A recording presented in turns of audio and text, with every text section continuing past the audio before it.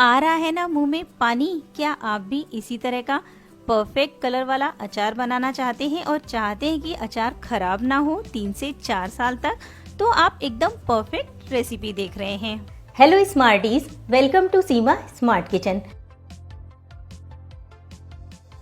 ये है 2 kilo market से कट करके लाए हुए आम के छोटे टुकड़े।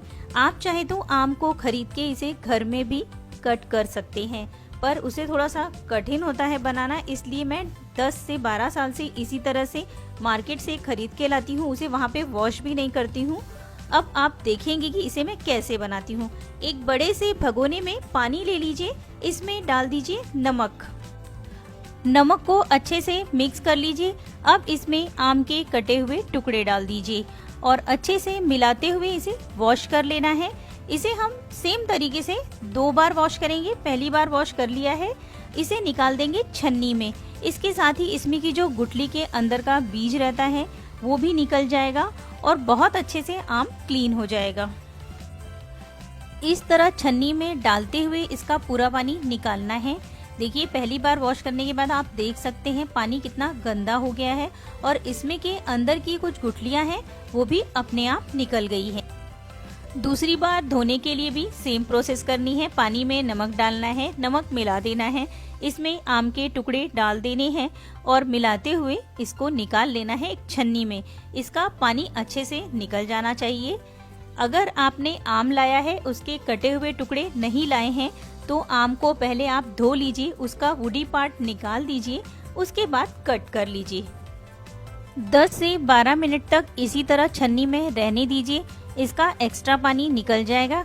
उसके बाद एक सफेद कपड़े पे या फिर कॉटन के कपड़े पे इसे फैला दीजिए। साथ ही इस तरह से थोड़ा सूख जाने के बाद आप इसके छिलके और अगर कुछ गुठली रह गई है तो वो भी निकाल दीजिए। और अगर किसी आम में वुडी पार्ट है, क्योंकि मैंने कट करके नहीं लाया है, तो वो हमें अभी निकालना होगा। देखिए, और इसे फैन में आप 1.5 से 2 घंटे तक सूखने दीजिए। सूखते समय इसे अलटते पलटते रहना है, इसमें का पानी बिल्कुल भी निकल जाना चाहिए। अगर आप इसे फैन में नहीं सुखाना चाहते हैं तो धूप में 20 से 25 मिनट के लिए सुखा लीजिए, पर बहुत ज्यादा ड्राई ना हो, इस बात का ध्यान रखिए, क्योंकि धूप में बहुत जल्दी आम ड्राई हो जाता है। इसलिए धूप में अगर नहीं भी रखना चाहते हैं तो फैन में आप इसे सुखा सकते हैं। पर एक बात का ध्यान रखिए, मैं फिर से बता रही हूँ, इसमें बाहर का जो हमने पानी है, जिस पानी से हमने धोया है, वो बिल्कुल भी नहीं होना चाहिए। अगर आम कहीं से खराब दिख रहा है तो उसे भी कट करके निकाल देना है। आम फैन में अच्छे से सूख गए हैं।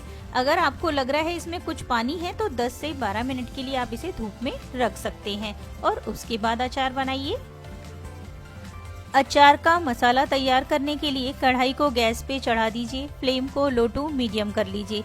सबसे पहले इसमें मेथी डाल दीजिए और थोड़ा सा भून लीजिए। जब मेथी थोड़ी सी भुन जाए तो इसमें डाल देना है कलौंजी और दोनों को मिला के अच्छे से भून लेना है। एक अच्छी सी खुशबू आने लगे तो इन्हें निकाल लेना है। इन दोनों को भी हम ग्राइंड नहीं करेंगे, पीसेंगे नहीं। अब सेम कढ़ाई में डाल दीजिए सौंफ और लो टू मीडियम फ्लेम पे चलाते हुए एक अच्छी खुशबू आने तक या फिर सौंफ अच्छे से भुन जाने तक भून लेना है। इसे भूनने में 5 से 6 मिनट लगेंगे। इंग्रेडिएंट मैंने कितने लिए हैं इसकी लिस्ट स्टार्टिंग में दी हुई है।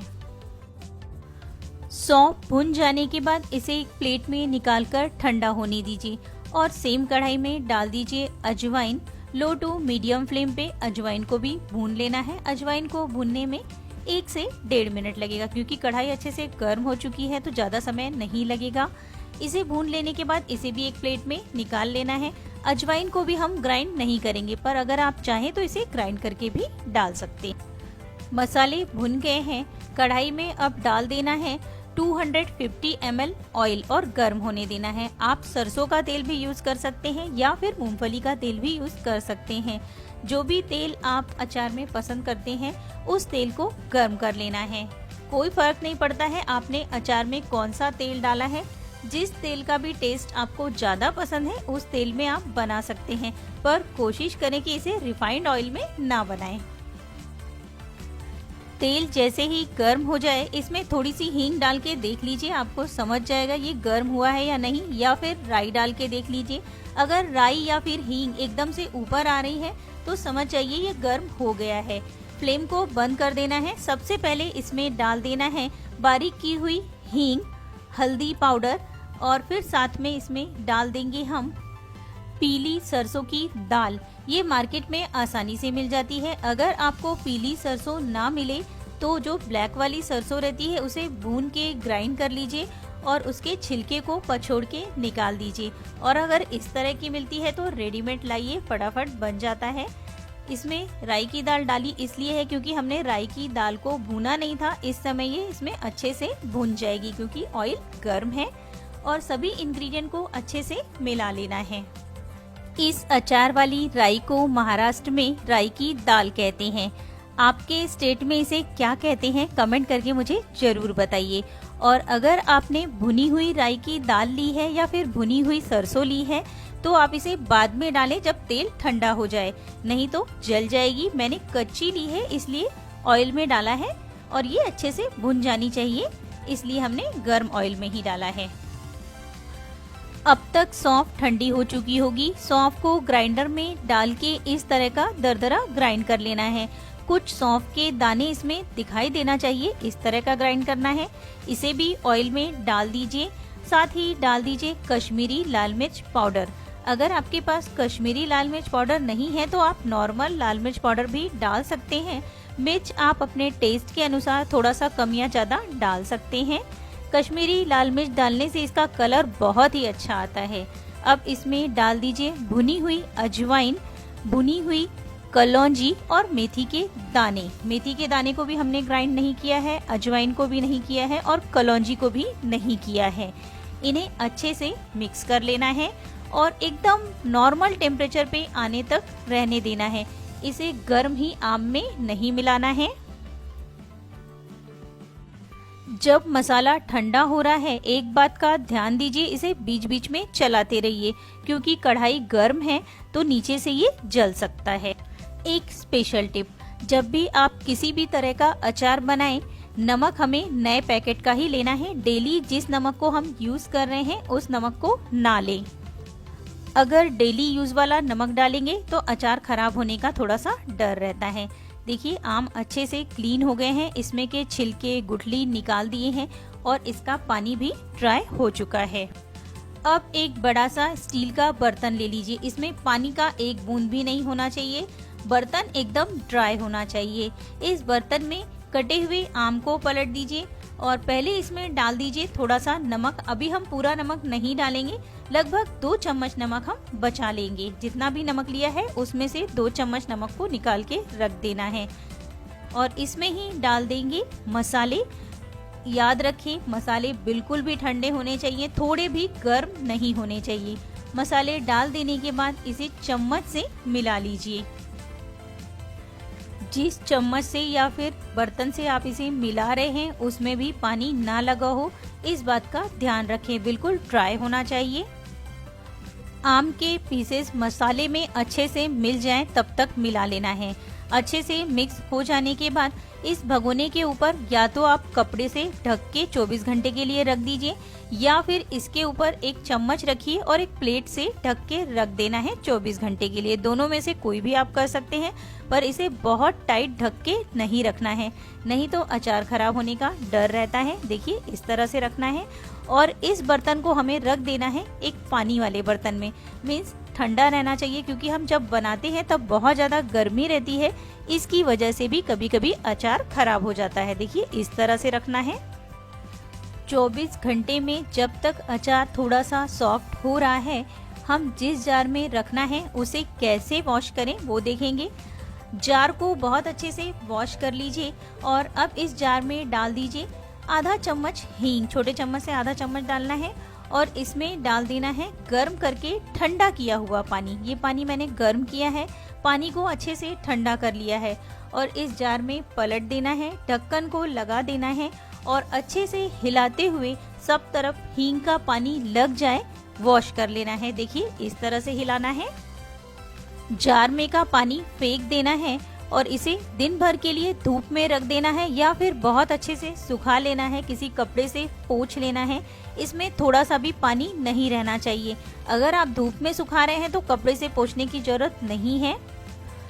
जब जार अच्छे से सूख के ड्राई हो जाए तब इसमें बचा हुआ 2 चम्मच नमक डाल दीजिए और नीचे फैला दीजिए और फिर ऑयल को गर्म होने के लिए रख देना है। अब हमने 1 लीटर ऑयल में से जो बचा हुआ ऑयल था उसे कढ़ाई में डाल के गर्म होने के लिए रख दिया है। जैसे ही ऑयल गर्म हो जाए फ्लेम को बंद कर देना है और थोड़ी सी हींग डाल दीजिए। हींग डालने से अचार की और अच्छी खुशबू आ जाएगी। तेल में अगर हींग डालेंगे तो अचार का टेस्ट भी और ज़्यादा बढ़ जाएगा और इससे ये पता भी चल जाएगा कि आपका ऑयल गर्म हुआ है या नहीं। ऑयल गर्म हो जाने के बाद ऑयल को नॉर्मल टेम्परेचर आने तक ठंडा होने देना है, उसके बाद ही अचार में डालना है। मैं यहाँ पे डायरेक्ट भगोने में डाल के दिखा रही हूँ, पर आप जार में इस अचार को डाल दीजिए, उसके बाद ऑयल डालिए। और इस समय अगर आपको लग रहा है कि नमक थोड़ा सा कम है तो इसमें और नमक डाल सकते हैं। मैंने यहाँ पे 1 टेबलस्पून नमक और डाला है, मुझे थोड़ा सा कम लग रहा था और मिक्स कर लिया है। और अब इसके अंदर हम डाल देंगे ठंडा किया हुआ तेल। जिस भी जार में आपने अचार डाला है उसमें तेल ऊपर तक आ जाए इतना तेल डालना है, तभी अचार सालों साल खराब नहीं होता है। देखिए कितना बढ़िया दिख रहा है। मेरे मुंह में तो अभी भी इसे देख के पानी आ रहा है। क्या आपके मुंह में भी पानी आ रहा है? कमेंट करके मुझे जरूर बताइए। इतनी अच्छी और परफेक्ट रेसिपी के लिए लाइक तो बनता है, साथ ही फ्रेंड्स फैमिली के साथ शेयर करना बिल्कुल ना भूलें।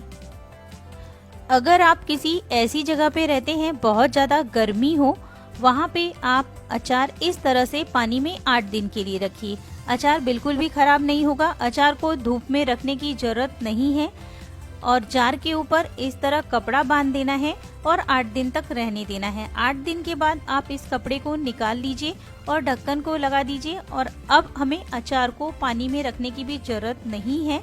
पानी से बाहर निकाल के नॉर्मल टेम्परेचर पे रहने दीजिए। अचार 3 से 4 साल तक खराब नहीं होगा। मैंने कहा अचार को धूप में नहीं रखना है।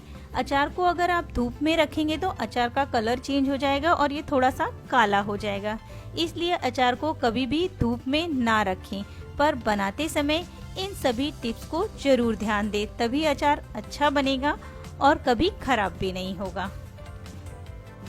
है ना, ये एक बहुत ही आसान सी रेसिपी, मार्केट से कटे हुए लाए आम के अचार की रेसिपी।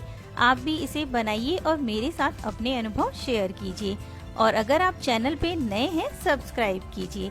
मिलते हैं एक न्यू रेसिपी के साथ। Thanks for watching. Bye bye.